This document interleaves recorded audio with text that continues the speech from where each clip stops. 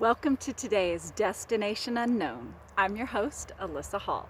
And as you can see, I drastically changed my setting for where to record today because I had it up my sleeve all along that I was dying to get outside and celebrate for the summer solstice video. So let's go ahead and get started.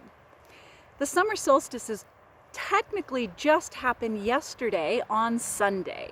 And that's because at different places on the planet, you will experience the exact time of the solstice a little differently no matter where you're at. But traditionally, it is observed on the 21st, which is today. And so with that in mind, I wanted to put together some ideas of ways that the summer solstice is celebrated in different cultures around the world. We also talked about the winter solstice here on the channel, and we talked about how that was the time when it was a time to begin to look inward and to spend that time more in solitary awareness. And here we are on the other side of the wheel. It's now summertime. As you can tell, it's a beautiful day out here in the forest. I took the camera out and went into my backyard, went for a little hike, and I'm sitting right here now to share with you here. So the word solstice, as we know, that comes from the Latin for sol, which is sun, and sister, which means to stand still. And that's because of the illusion of the sun standing still for that day. We have the longest day, meaning the most numbers daylight hours happening on the summer solstice.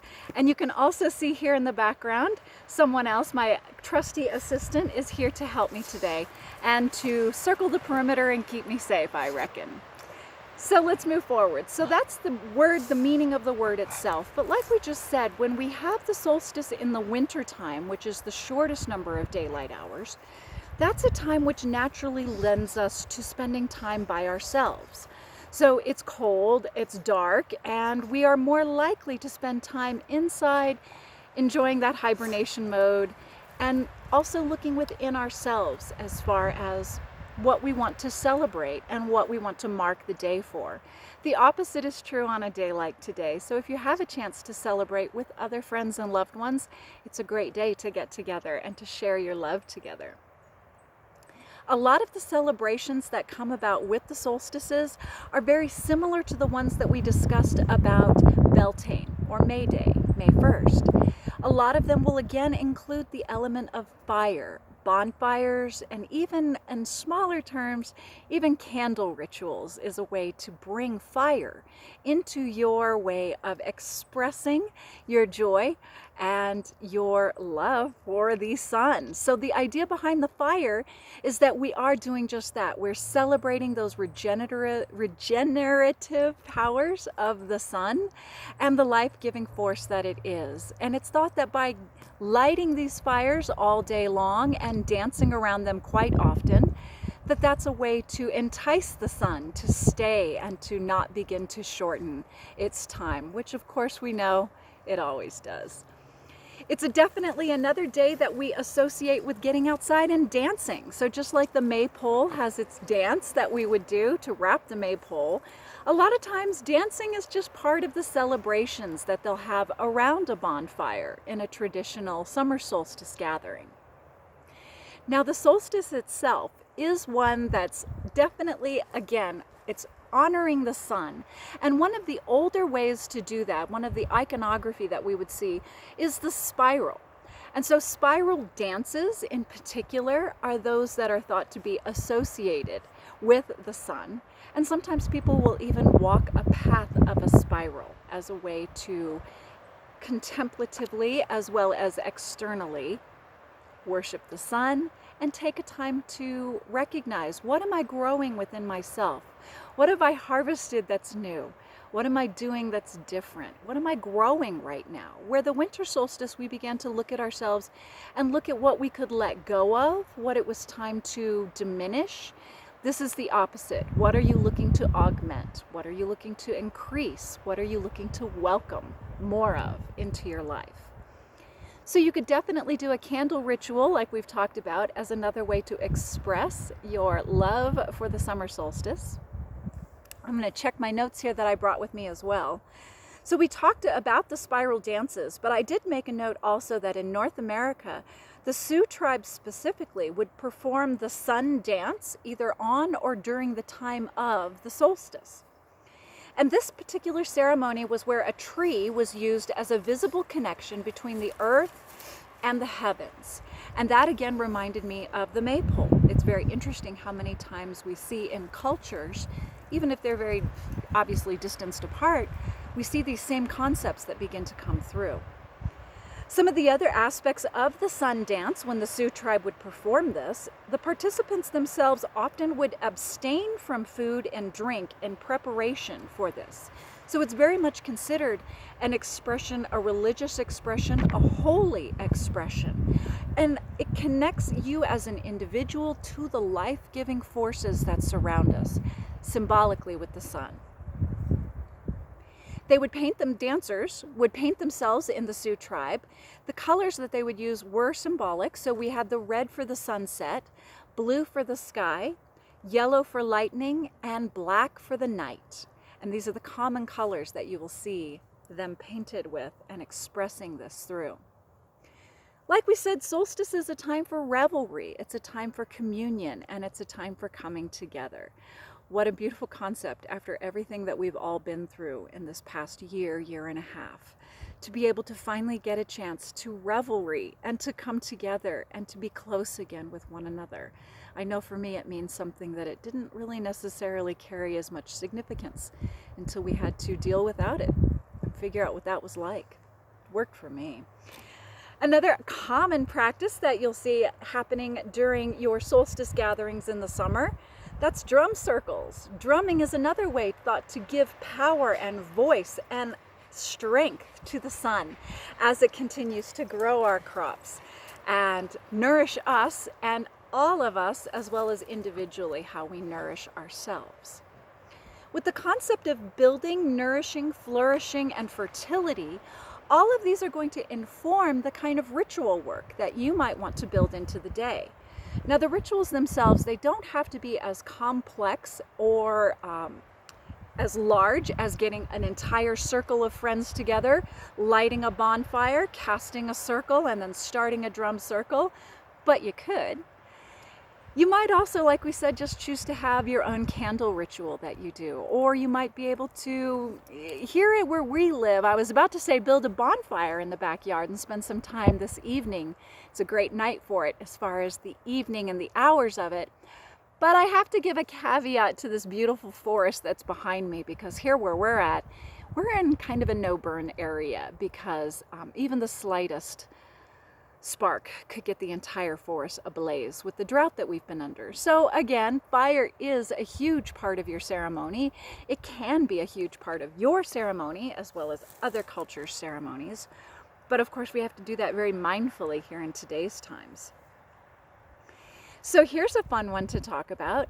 In the world of fairy, it's specifically Midsummer Night's Eve, which would have been either, if you subscribe to it happening today, would have been last night, or if we're looking at it on the calendar, when exactly did it occur, it would have been on Saturday night, which was the eve of the midsummer. What's the deal with that? That's thought to be a very magical time when the veils are getting thin again between our world and the Fae. And that therefore, if we have certain means and ways of entering the Fae realm, we are more likely to do so on Midsummer Night's Eve. Wanderers might find themselves lost and crossing through the veils very easily, and others who are trying to do that might choose to take a 4-leaf clover to their closest, nearest fairy ring and enter the fairy ring with a 4-leaf clover and see if it grants you access to the fairy realm. So a few other things that you might choose to do for your day as a way to celebrate today. Get out in nature. Do what I just did. Get yourselves outside, even if it's just your backyard. If it's getting out to a hike seems too energetic for you, spend some time in the nature that's closest to you. Even if that's your houseplants inside.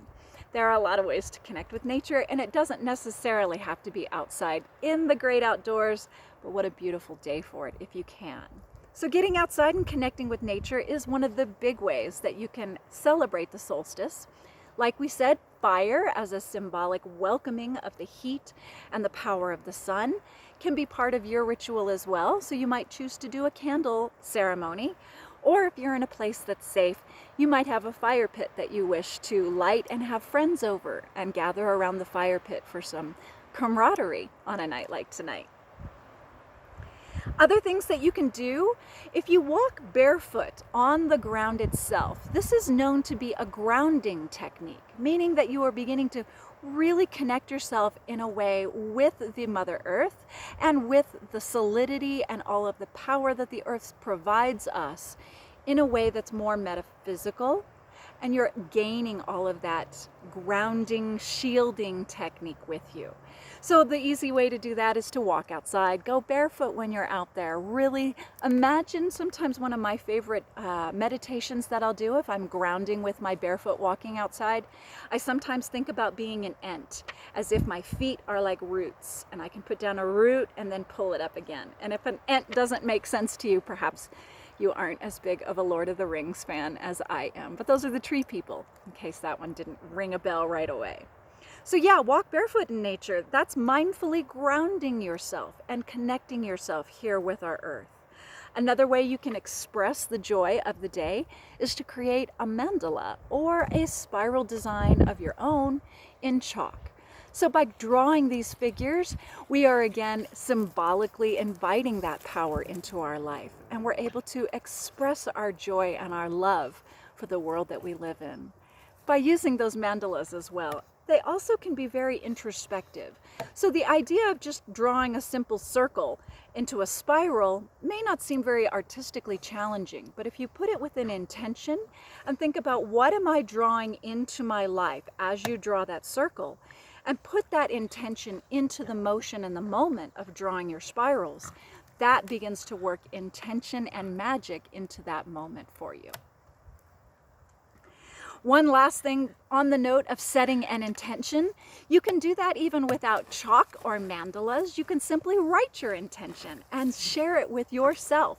You can fold it up and make it a secret. Sometimes we've also talked about putting messages on a candle or underneath a candle as another way to use fire as part of your magic working there. And I said, set the intention and plant the seed inside yourself.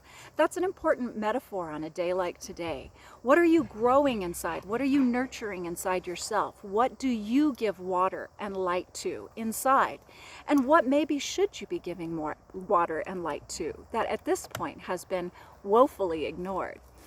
This might be the perfect time to begin to accentuate those moments that you look to draw forth out of yourself and grow those like the seeds that you plant inside.